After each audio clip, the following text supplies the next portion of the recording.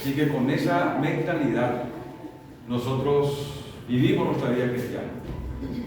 ¿Por qué? Porque dice la palabra de Dios que el mismo Padre Celestial entregó al Señor Jesucristo y puso bajo sus pies todo principado y toda potestad. Y dio por cabeza ¿a quién? A la iglesia. ¿Quién es la iglesia? Nosotros, los que le tenemos a Cristo en nuestro corazón, obedecemos la palabra de Dios, somos fieles con Él y oramos y mantenemos una comunión. Por eso le estaba diciendo que este tema del plan luciferiano, de los Illuminatis, de la élite que se dice, siempre existieron, siempre estuvieron. No solamente ahora en este siglo, ya en el primer siglo, ellos ya empezaron a manipular la religión, la economía, la política y todo eso. ¿Qué es lo que le detiene? La iglesia. Si no estaba la iglesia, como estábamos compartiendo con las hermanas antes de la reunión, iba a ser un caos total. Entonces, que no te acuse el diablo y te diga, vos te vacunaste. Yo quiero decir lo siguiente: el Padre Celestial, cuando uno como hijo, como hija se acerca confiadamente al Padre, le dice: Señor Padre Celestial, yo estoy en esta situación. ¿Cómo un Padre Celestial no te va a comprender y no te va a perdonar cualquier situación? Claro que sí, porque a él no le interesa si te vacunas o no te vacunas. No está en la mentalidad de Dios eso. Porque dijo el Señor Jesucristo, ya dejó su palabra el Señor Jesucristo diciendo que Él vino al mundo para que nadie se pierda. Él no vino a predicar a sanos, ni a salvar a sanos, sino a enfermos, a lo que la casa de Israel desechó, que somos nosotros. Así que Él ya pagó el precio, vacunado o no vacunado, Jesús ya pagó el precio. ¿Me está entendiendo? Ahora ya queda en su corazón, en su voluntad, en su decisión y en su comunión con Dios todo este tema. Pero estamos en los tiempos finales, estamos en los últimos tiempos. Sí le voy a decir lo siguiente, que tenemos que doblar oración, obedecer más la palabra de Dios, te vacunes o no, obedecer más la palabra de Dios, alinear las cosas, porque la venida de Cristo, la segunda venida, es inminente. Por ahí se dice de que también en el tiempo pasado, en el siglo pasado, ya hubo también así una pandemia y todo el mundo se alarmó pensando que era el fin del mundo. Lo ideal sería que no baje nuestra expectativa. Quiero decirle lo siguiente: nosotros tenemos que tener dentro de nuestro corazón el anhelo de la segunda venida de Cristo, su segunda llegada. Ese anhelo, si ese anhelo no está en nuestro corazón, debe haber una alarma roja en nuestra vida. ¿Qué está pasando conmigo? Porque realmente, si no está la iglesia, vuelvo a decir, es como un caos. Y viviendo en un mundo caótico, nosotros como hijos de Dios, ¿cómo no vamos a querer que el Señor Jesucristo venga a llevarnos? ¿Verdad? Claro que sí. Señor, llévanos de este mundo, llévanos de este lugar. Queremos seguir obedeciéndote, adorándote, y queremos tener una comunión más fuerte contigo. Llévanos, Señor. Por eso se dice esta palabra Maranata, según Jesús, ven, ven. Y rompe toda estructura de eso. ¿Por qué? Porque muchos planifican cosas, proyectos, inclusive casamiento, inclusive cosas así. Pero dice la palabra de Dios, el Señor Jesucristo dijo, que nosotros sigamos a Él. Sigamos, neguémonos a nosotros mismos, tomemos nuestra cruz y sigamos las pisadas de Él. Pero también dice en otro pasaje bíblico que nosotros no tenemos que dejar de hacer lo otro. ¿Qué significa? Hago mi familia, hago mi vida, termino mi carrera, hago mi empresa, hago mi proyecto, hago todo eso, pero con el anhelo de que Jesús regrese por segunda vez. ¿Me están entendiendo? Eso es ser maduro, ser sabio. No dejar todo. Sino que usted continúa ahí. Anhela que Él venga. Crea que Él venga y Él va a venir. Él dijo, Él es fiel. Por eso muchas cosas nosotros tenemos que ordenar en nuestro corazón, ordenar en nuestros pensamientos para poder también tener ese anhelo. Si no tienes ese anhelo, hay que pedir al Espíritu Santo, porque el Espíritu Santo es el que convence de pecado, de juicio y de justicia. Es el que convence. Bueno, en el nombre de Jesús, gloria a Dios. Padre, gracias por esta mañana. Llevamos nuestros pensamientos cautivos a la obediencia en Cristo y nos sometemos bajo el señorío de Cristo en esta mañana y declaramos, Señor, victoria. Y Señor, que el adversario no va a venir a robar esta semilla en el nombre de Jesús, sino que esta va a multiplicarse, va a fructificar en el nombre poderoso de Jesús. Gracias, Padre, en el nombre de Jesús. Amén. Si hay alguna coincidencia, si hay alguna similitud, como se suele decir, por favor no se ofendan. Si hoy justo coincide con el problema, con la situación que estoy pasando, no se ofenda, no se enoje conmigo, por favor, porque como usted, yo también necesito la palabra de Dios. Amén. La corriente contraria, dice. La corriente. Quiero invitarles que abran la palabra de Dios en Efesios, capítulo 2, versículo 2 en adelante. Efesios, libro de Efesios. Aclaramos lo siguiente, que el domingo pasado hablamos del domingo profético, ¿se acuerdan?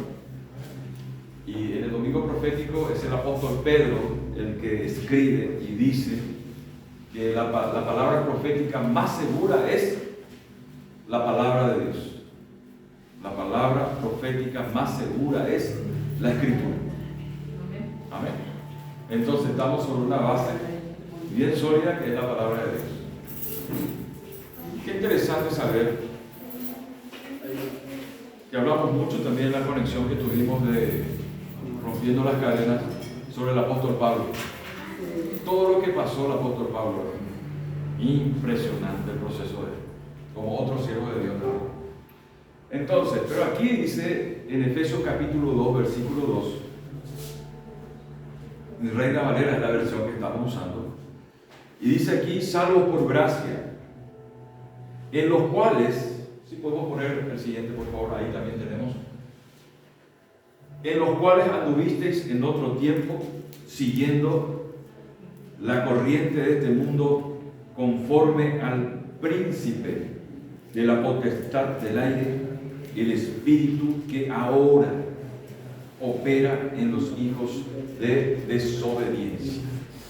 ¿Ya tienen todo eso en su mano? Bueno, entonces vamos a repetir todo juntos. Usted está leyendo también ahí.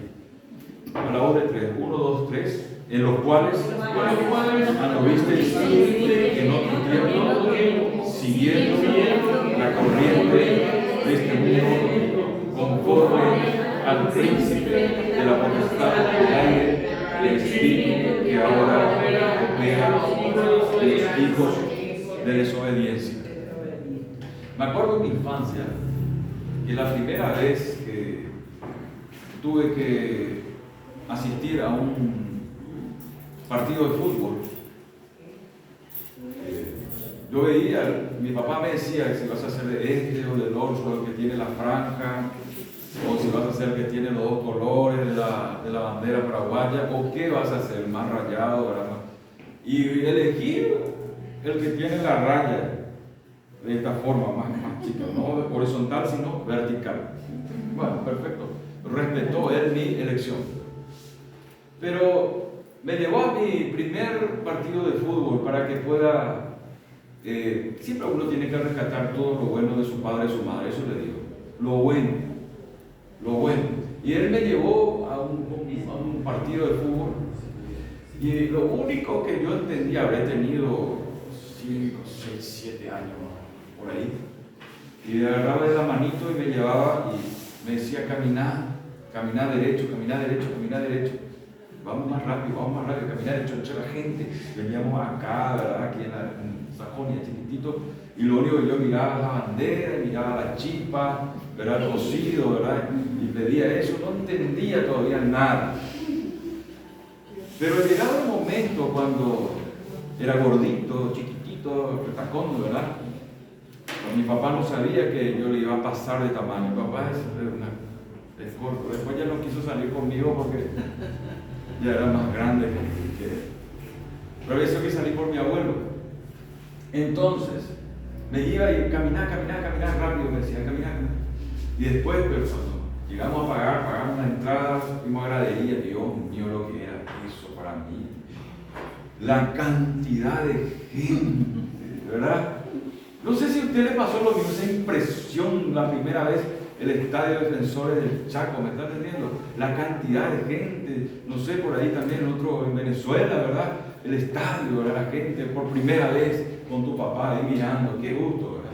Y la gente toda ahí cantando, hinchando a su club, ¿verdad? Todas esas cosas. Había bandas, ¿verdad? Que tocaban ahí, ¿verdad? El chipero, el coca-colero, todas esas cosas. ¿Qué cosa? Pero hay algo que nosotros tenemos que entender, que todos fueron para algo en común, ¿sí o no? Se fueron para ver el partido de fútbol, ¿verdad? Y también todos corrían rápido para poder estar en el momento en que el árbitro pite el inicio del partido. Perfecto. Otra etapa de mi vida también que ya más de edad, lo que me acuerdo es dos situaciones, cuando entre la adolescencia y ya saliendo de la adolescencia, que era también que estaba de moda los deportes. Alguien tenía que hacer algún deporte, si no era tenis, fútbol, natación. Como que si vos no practicabas algún deporte, estaba como desubicado, desordenado. Había, acá el Sportivo Sajonia estaba de moda, ¿sí o no? Bueno, porque son mis contemporáneos. El Club Miguá, por ejemplo, estaba de moda. ¿Se acuerdan del Club Miguá? Cosas así. Entonces, estábamos ahí, todos los jóvenes nos íbamos ahí. Como si fuera que algo nos atraía, algo nos llamaba, nos íbamos por eso. Después, un poquito más crecido, ya teniendo amistades seculares, del mundo, vamos a decir así, ya viene la invitación. ¿Qué vas a hacer el 8 de diciembre? Y vamos pues a Cacupé. Los amigos, las amigas, vamos a Cacupé. Y bueno, vamos a Cacupé. Y nos quedamos a Cacupé.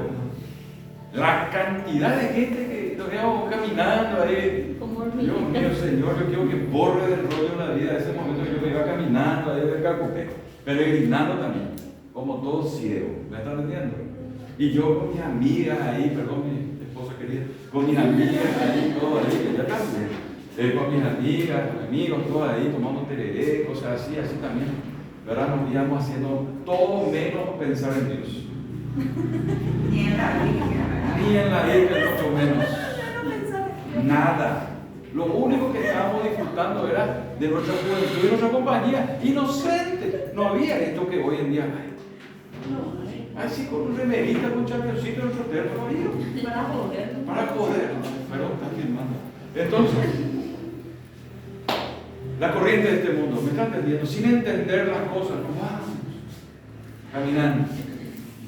Después ya como que dio gusto y armamos un grupo ahí bastante compacto, estudiamos, ¿verdad? Todas esas cosas. Si usted averigua dónde yo terminé, mi estudio es difícil, porque yo recorrí todos los colegios. Bueno,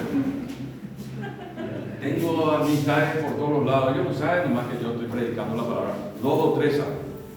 Pero si vienen acá, Dios mío, terribles son mis compañeros y compañeras. Bueno, entonces, terrible. Entonces, salimos ya de Cacupé y entramos en lo siguiente. Eran los conciertos de rock, ¿se acuerdan? Los grandes grupos musicales venían. Yo me acuerdo que vino en San Bernardino, Ropa Nova. ¿Se acuerdan de Ropa Nova? Por primera. ¿Ustedes se acuerdan? Son jovencitos, Ropa Nova. Era lo máximo, era Ropa Nova. ¿Qué tiene que ver con la palabra? Sí, desde el cruce del peaje de Pacaraí, ahí había las colas de la caminata impresionante. Todos ahí. Bueno, después sucedió también otro, ya se nos agarró costumbre. Vino Emanuel, no sé qué, ahí en el Italia, fuimos todos ahí en ese tiempo, cuando eso uno se vestía todo de blanco. Usted tiene que hacer todo pantalón blanco, camisa blanca. Gracias. Bien pituquito. Y todos pensábamos en la misma cosa. La palabra de Dios dice que nosotros anduvimos en otro tiempo. Ahí tenemos que aclarar lo siguiente, que Dios tiene su tiempo. El nombre del tiempo de Dios es Kairos. Y el tiempo humano de nosotros se llama Cronos. En el crono nuestro, sí podemos decir, yo antes hacía eso, caminaba. Por decir así, si todos mentían, yo también voy a mentir. Si todos toman, también voy a tomar. Un ejemplo. En ese tiempo, por eso dice aquí el apóstol Pablo, en los cuales anduvisteis en otro tiempo. Y en esta mañana quiero decirte que Dios, por medio de la obra de Cristo, por medio de la sangre de su Hijo, cambió tu tiempo. Amén. Vamos a decir todos juntos. Mediante la sangre de Cristo ha cambiado mi tiempo. Entré en el Kairos de Dios. Por eso es importante que nosotros sepamos esto. Que en otro tiempo, siguiendo la corriente de este mundo, dice, conforme a quién? Al príncipe de la potestad del aire. ¿Qué es esto? El príncipe de la potestad del aire. ¿Qué cosa es saber a quién corresponde esto del príncipe, ese nombre que se le da? Príncipe es una jerarquía, príncipe es una autoridad. Príncipe, usted sabe también que dentro de un palacio hay reyes y príncipes. Pero aquí el apóstol Pablo, el único de los apóstoles que tuvieron revelación del mundo espiritual, como estamos diciendo cada domingo, que usted cuando bosteza en el cronos, en el tiempo natural, en lo físico, se sabe en el mundo espiritual, en el Kairos. Cuando usted hace algo aquí, repercute allá. Entonces, usted tiene que saber que es un hijo, una hija de Dios. Usted tiene una naturaleza bidimensional. En dos dimensiones usted respira, duerme, desayuna, almuerza, trabaja, en dos dimensiones. Por eso es importante que usted practique la santidad de Dios. Usted obedezca la palabra de Dios. Usted trate lo más rápido posible de confesar su pecado, de arrepentirse usted, porque todo tiene su consecuencia en el mundo espiritual. ¿Por qué? Porque a veces nosotros decimos, ¿por qué me está pasando esto? ¿Por qué me viene esto? ¿Por qué? ¿Por qué? ¿Y por qué?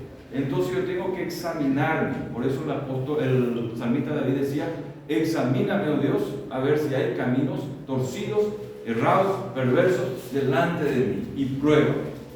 Porque el mundo espiritual es real. Es real. Dice aquí, el príncipe de la potestad del aire es el nombre que se le da al adversario de Dios, que es el mismo Satanás. Satanás cambió de nombre. Su primer nombre, según la palabra de Dios, es Lucifer. Él tuvo que cambiar de naturaleza y de nombre para poder introducirse en el mundo espiritual y hacer su obra en contra de la creación de Dios. Por eso el nombre de Satán significa adversario de Dios. Y ese es el príncipe de la potestad del aire, el que opera ahora sobre los hijos de desobediencia.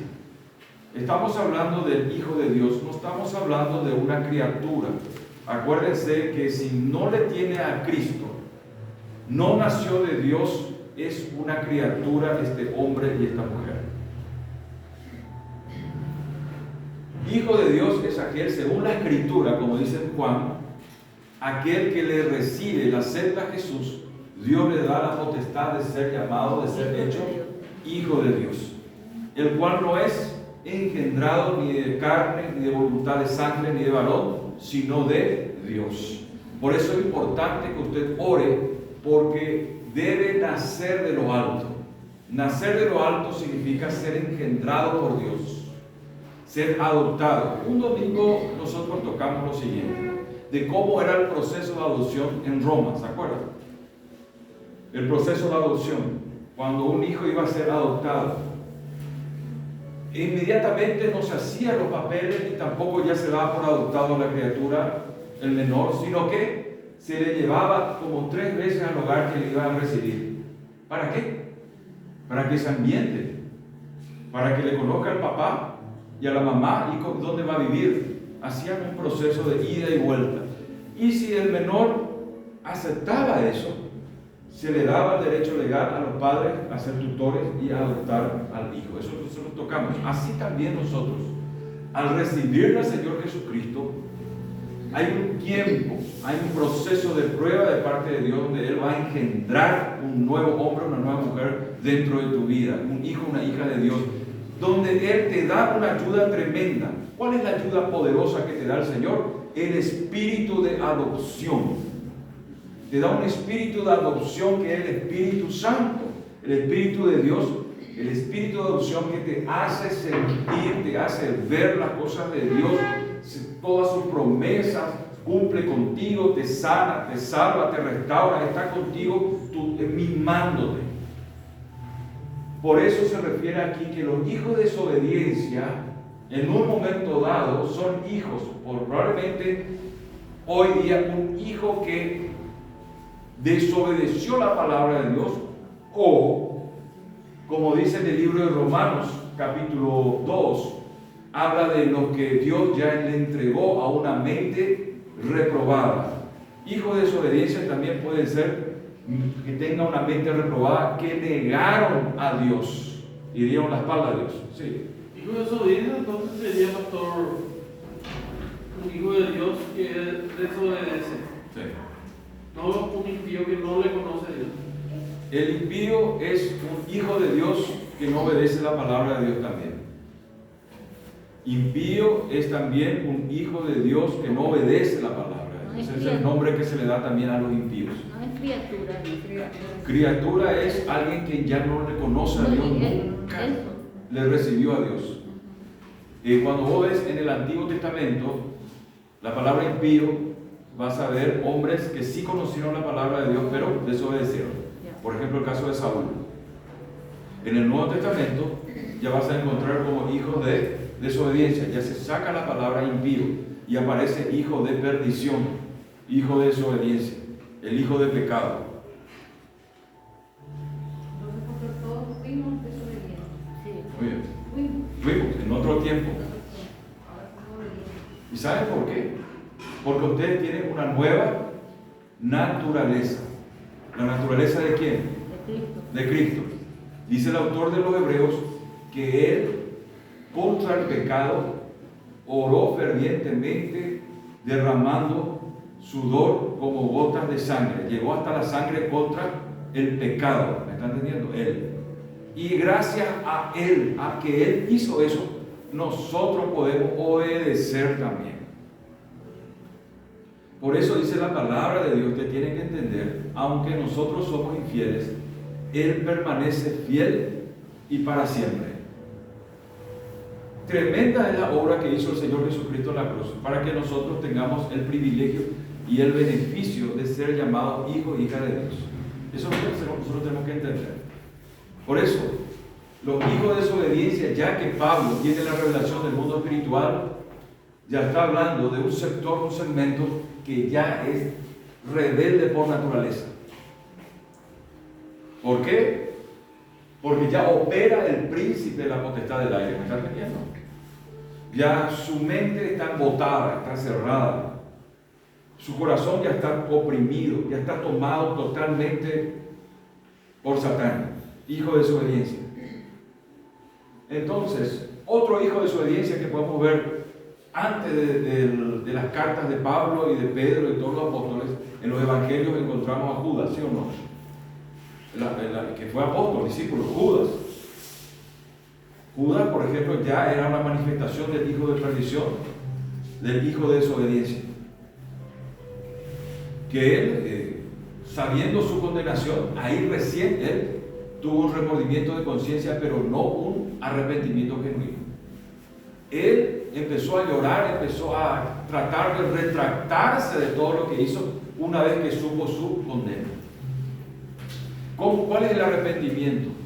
Es un cambio de pensamiento.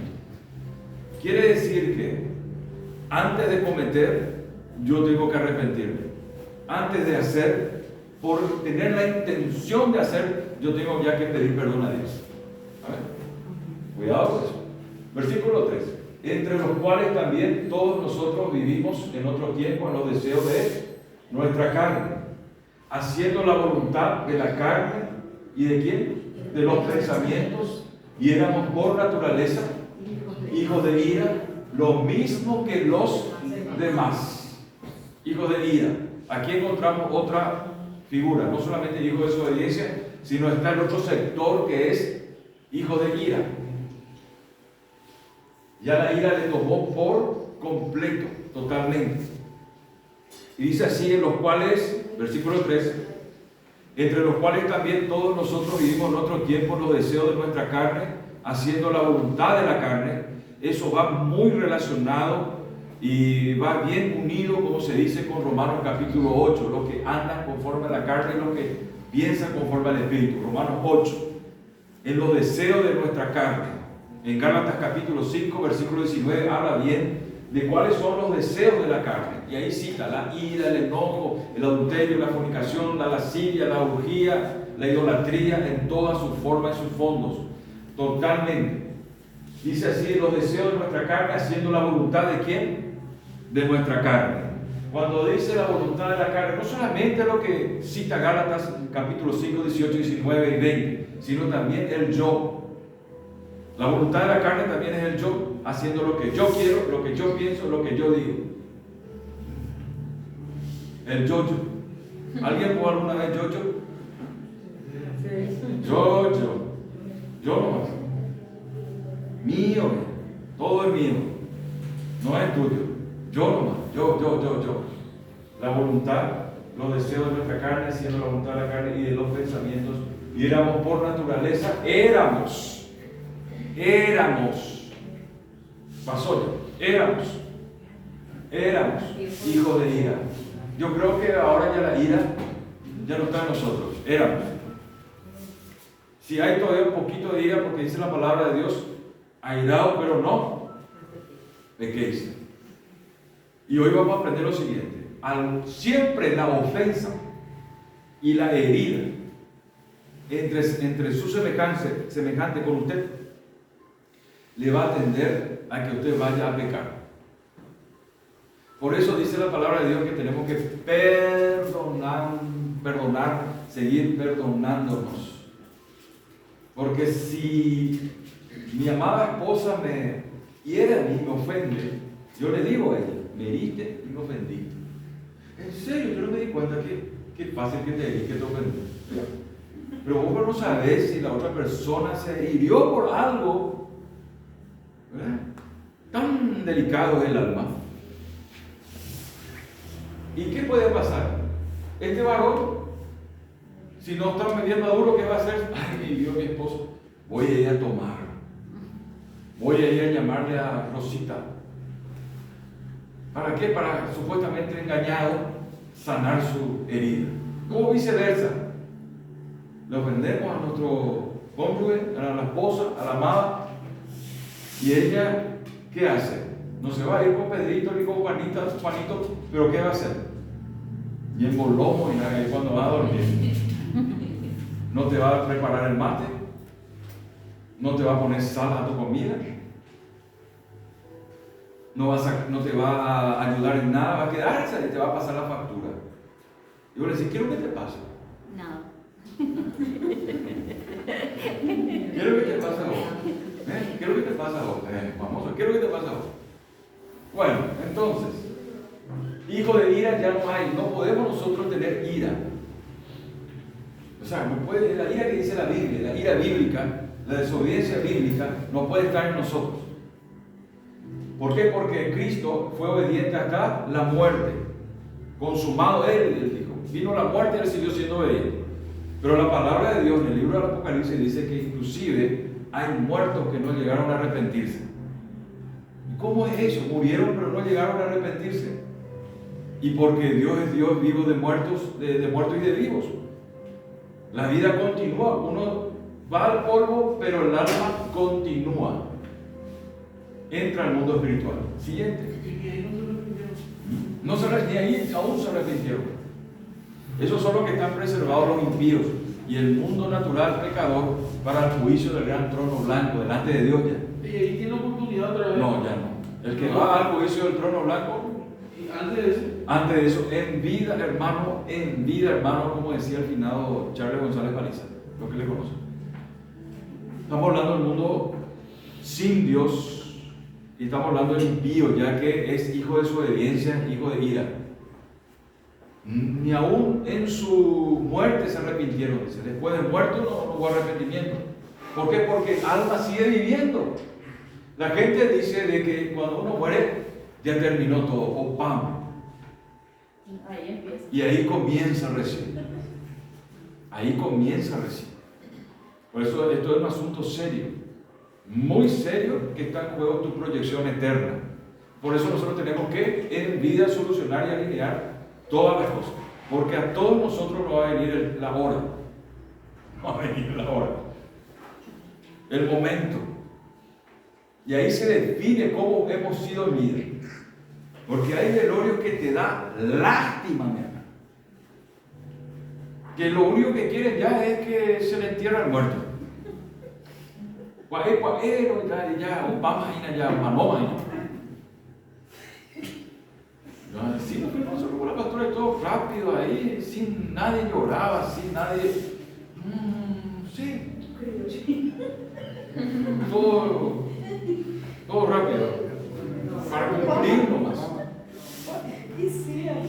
El cafecito, apenas cafecito y gaseosita y agua con gas, pero no había bocadillo. Gloria a Dios, los velorios es donde nos encontramos todos, ¿sí? Todos los familiares nos encontramos ahí, impresionantes. Y bueno, entera. Y bueno, no entero ni está ahí, ¿verdad? Pero no es así. Aquí tenemos ya una imagen, la va a aparecer el siguiente. Juan 12:31, los que quieren leer en su Biblia y los que no, nos acompaña aquí en esta posición. Juan capítulo 12, versículo 31, dice así: ahora es el juicio de este mundo. Ahora el príncipe de este mundo será echado fuera. ¿Quién dijo eso? Juan. Y fíjense lo siguiente aquí. Menciona este mundo. Estamos hablando en el